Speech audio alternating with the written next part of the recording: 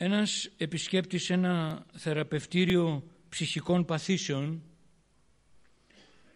έκπληκτος, παρατήρησε ότι υπήρχαν μόνο 3 φύλακες που πρόσεχαν πάνω από 100 επικίνδυνους τρόφιμους.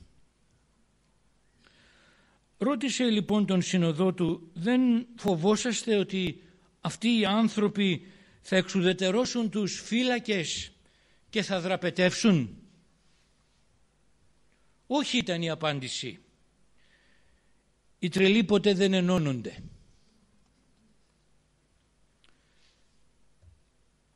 Αδέλφια μου, υπάρχουν 3 ταπεινώσεις του Ιησού. Οι 2 πρώτες είναι πάρα πολύ γνωστές. Είναι η ενσάρκωσή του και είναι και η σταύρωσή του. Η τρίτη ταπείνωση του Ιησού είναι η διαιρεμένη κατάσταση της Εκκλησίας. Αν και εμείς μπορούμε να λέμε ότι είμαστε